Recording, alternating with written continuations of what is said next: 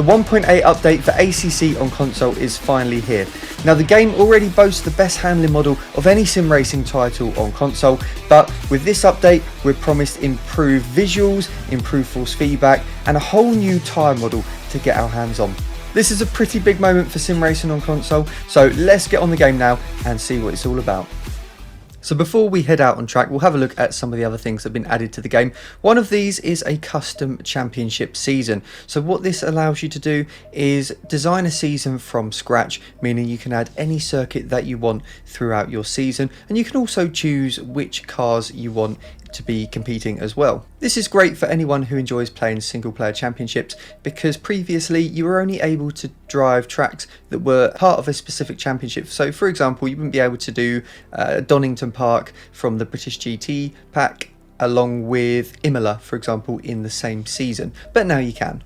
Elsewhere, unfortunately, we still only have one special event available, which is the hot lap at Imola in the Mercedes AMG GT3, but there's a bit of a glitch where the drivers' names from the online leaderboard are not there anymore. So this is a bit of a shame, because I was actually 4th on the leaderboard with the time there of a 1:41.4.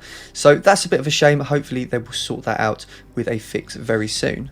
Now before going out on track, I highly recommend checking your wheel settings. The game didn't save my previous settings after the update, so I had to set these again, and I have made a few changes from my previous settings, so I'll make another video about this in the very near future. We're also treated to a load of new liveries from the 2021 season, and I'm heading out in the BMW M4 GT3 because this is a car that I have the most experience with on the previous version of the game, so it will be the best way to test the new handling model. Now, one of the major changes to the tyre model is the way the tyres handle their core temperature, and this was really noticeable just sitting in the pit lane.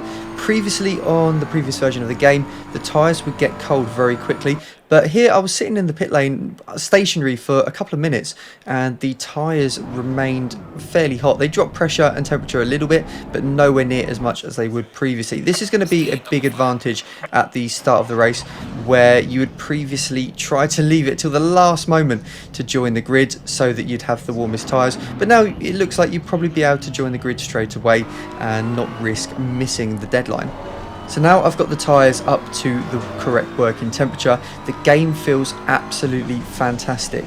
You get a much greater feel of exactly what the tyres are doing at all times. Like I said earlier, ACC was already probably the most realistic game in terms of handling on console, and it's just taken it a whole another step forwards.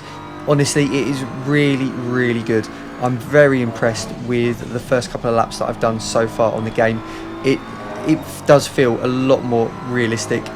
You get a much greater sense of when you ask a bit too much from the front tyres, and when you're coming out of corners and you get on the throttle that little bit too early, you can really feel the wheels actually over rotating, rather than just seeing visually on screen, you know, the back of the car going and feeling that in the wheel. You can also feel what the tyres are doing as well. You need to try it to really understand what I'm saying, but it is definitely a big improvement. Now, there have also been some visual updates as well, which do make quite a nice difference. To me, the contrast looks like it's much higher, so the darker colours are much darker and the brighter colours are much brighter, and this just creates an overall more pleasing visual aspect of the game. Now, the wet weather is where these visual changes really stand out. Previously on the game, if you were driving in the wet weather, to be honest, you didn't even really need to use your windscreen wipers. On this 1.8 update though, it looks absolutely incredible. If you're following closely behind other cars, it's very difficult to see ahead down the road, which is ultra realistic, exactly what you would expect to see in a real life wet race. The visibility, I think they've nailed the aspect absolutely spot on, and the way the raindrops appear on the windscreen is fantastic. The effects on the road as well also look incredible, and all of this is demonstrated in the replays, as you can see on screen now.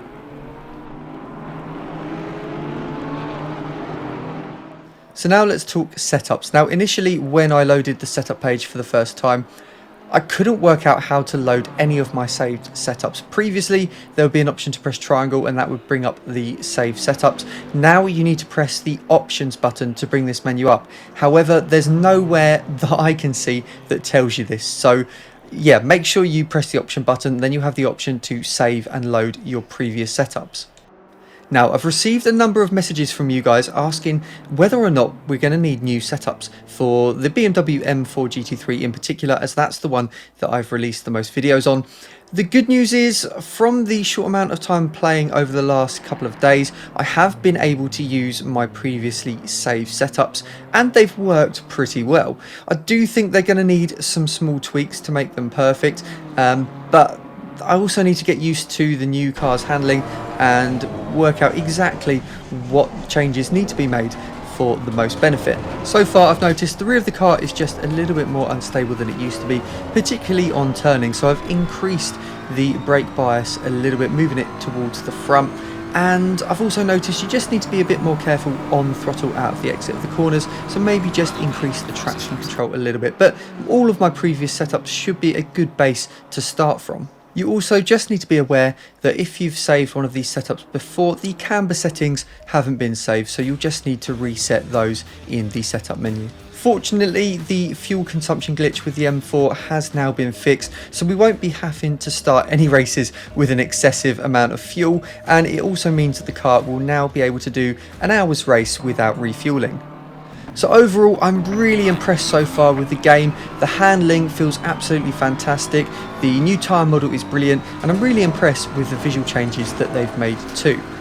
There are, however, now a few bugs in the game. One of the most annoying ones is that the game doesn't remember my wheel settings every time I load it up, so I have to then go into options, go into controls and reload the correct wheel settings. The button mapping is also bugged too, so although you might bind the controls correctly, when out on track they don't quite work as intended. An example of this is that I normally use the down button to change brake bias, but out on track this also makes me look behind whilst changing the brake bias, which is quite frustrating. So as I mentioned earlier, the names have disappeared from the online leaderboard of the one and only special event that's available. Occasionally the liveries don't load properly in the menu screens, and in the car selection they can take a while to load as well, but that's not too much of a big issue. I have, however, unfortunately experienced a few game crashes when joining some of the multiplayer servers, so hopefully this is something that will be resolved very quickly. The development team has been good at getting patches out very quickly in the past, so hopefully this will be fixed soon.